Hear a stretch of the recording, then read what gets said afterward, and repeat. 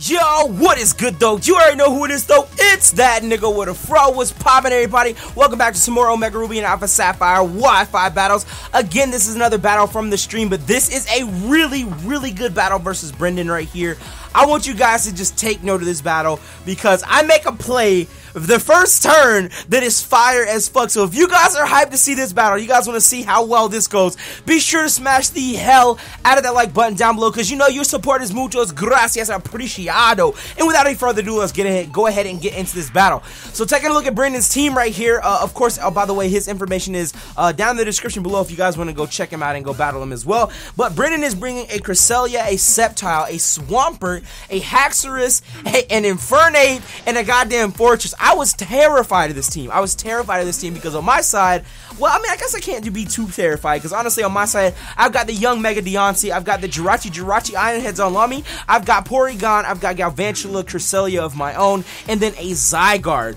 And I'm like, okay, looking at his team, who's gonna be the Mega, the Sceptile, or the Swampert, the Sceptile or Swampert? And I'm like, well, it looks like he's got a lot of physical attackers, so I'm like, that means that because if you look at his team, he's got the Sceptile, he has the Swampert, and the Haxorus, and the Infernape, all physical attackers, right? He's got the Cresselia and the Fortress Wallcore, and then I'm like, okay, the Sceptile has got to be the special attacker.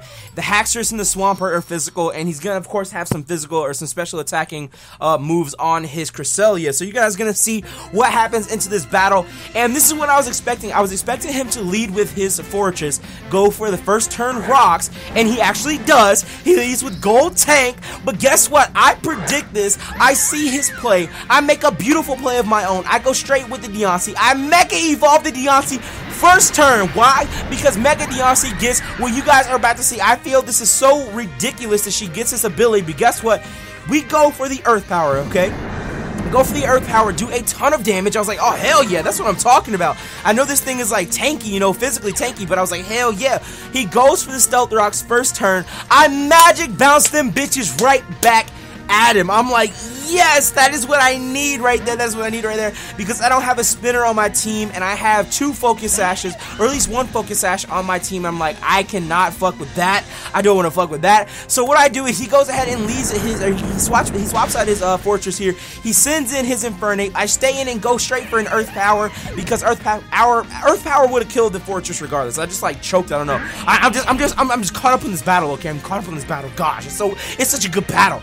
But anyway, so I go ahead and take down his Infernape. He sends out his Swampert here. I'm like, okay, the Swampert's gonna be a problem. The Swampert's gonna be hard to deal with. Obviously, I cannot hit this thing with a Thunder or a Volt Switch from the Galvantula because he's ground and water.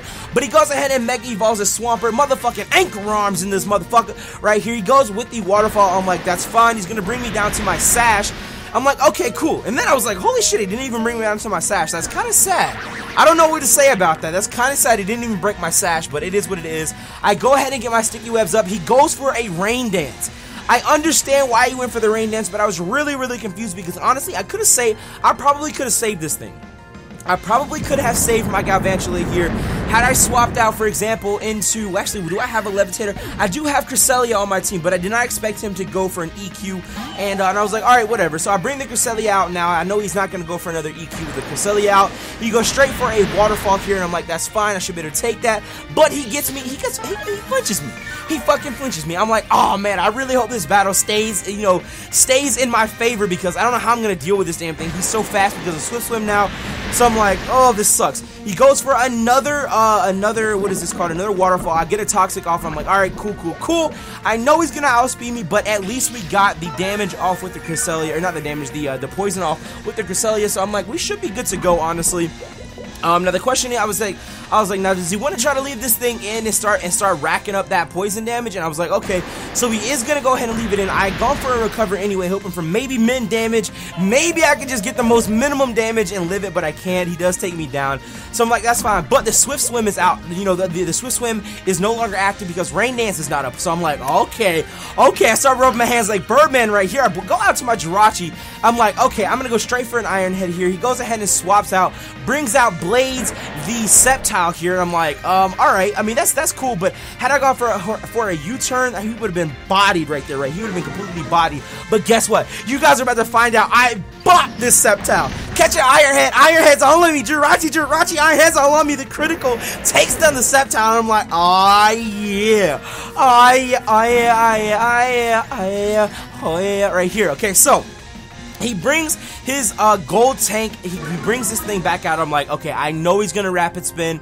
Should I stay in and try to flinch him? I thought about it for a long time. I said, I don't know if I want to stay in and try to flinch him, or if I want to go ahead and just go ahead and swap out in hopes that he would try to get his rocks back up. He does go straight for the sticky, or he goes for the rapid spin there, gets the rocks and the sticky webs out of the way. I go for a rock polish here because I'm like, well, the thing with this being is that the sticky webs, I was good with the sticky webs, right? I was like, if the sticky webs are up, even if the Swampert comes back out and he gets his Rain Dance up, I should still outspeed him. So I just stayed in, I go for a rock polish and take an EQ to the face that does a ton of damage. I actually really like the EQ on the on Fortress. Actually, it kind of catches people off guard. Even though I run it, I was still like caught a little bit off guard by it, but it's all good. So I do outspeed the Sceptile just naturally, though. I go straight for a Moonblast here. Doesn't quite kill him. He goes for an EQ. That is going to be enough to take down the Mega Deontay.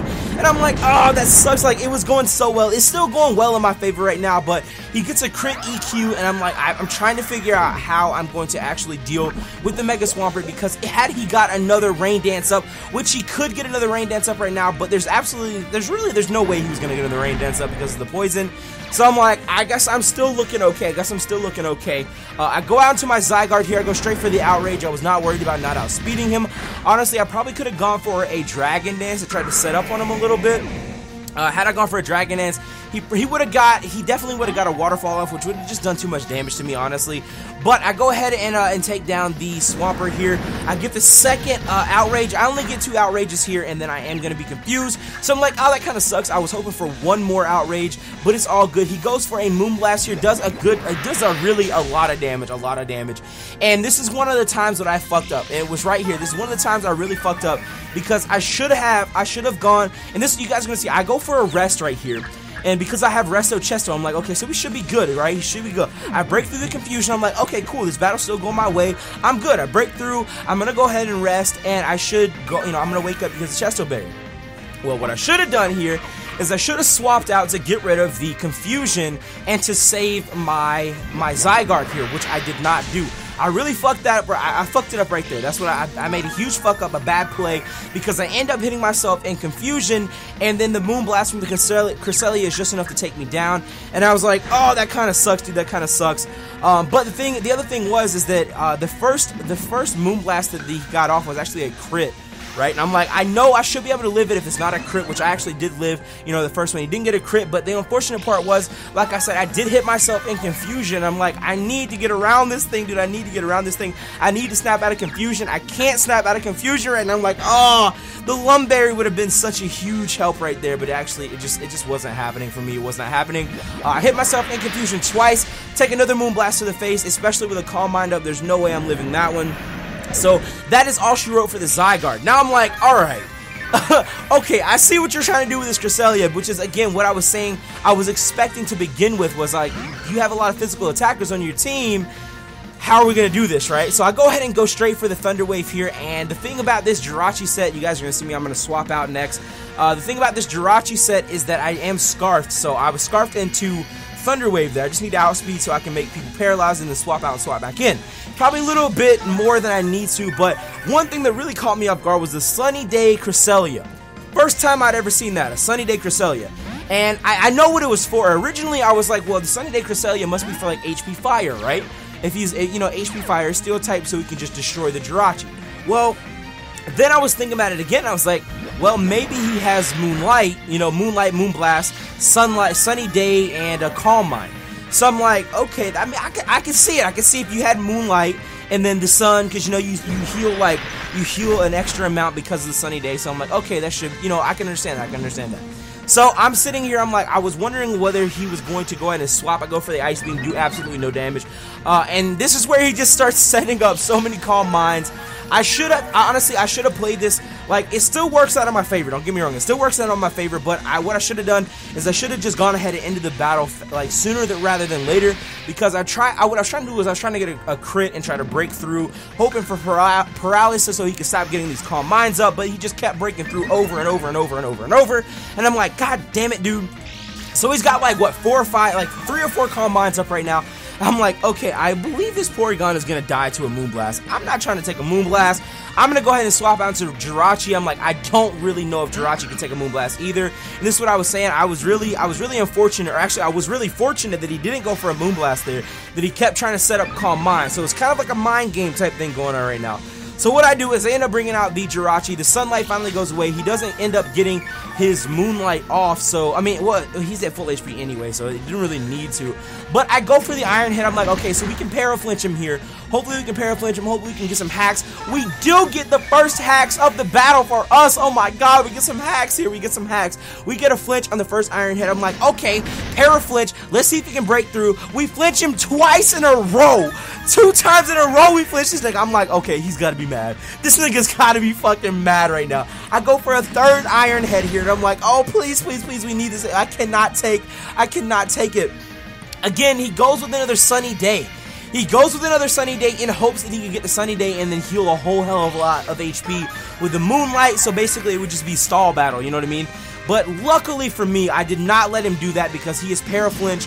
I am going to hit him again with another Iron Head. He is going to be paralyzed this time. There is nothing he can do. I'm going to take him down with another Iron Head, and that's going to be all she wrote for the Cresselia. I was like, oh, nigga, oh my lord. I was terrified, dude. I was so scared. I was so scared because I was like, dude, this battle is going to turn around, and this Cresselia is going to sweep the rest of my team, and I'm going to be sad. I'm going to be sad. But then he goes out into his little miss.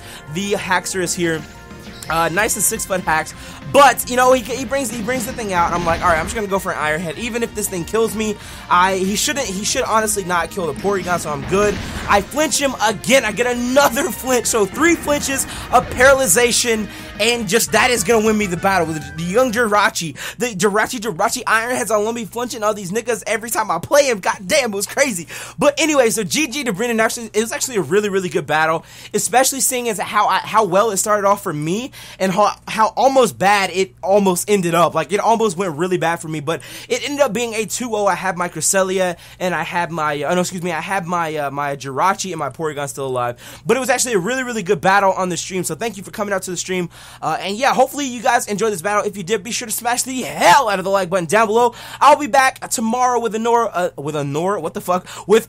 Wi-Fi battles. If you guys did enjoy, be ready to check that out. Stay tuned, man. Stay tuned, because we bringing these Wi-Fi battles to you live every day. But as always, I'm gonna get out of here now. It's been Twit, and I'll catch you later. Peace.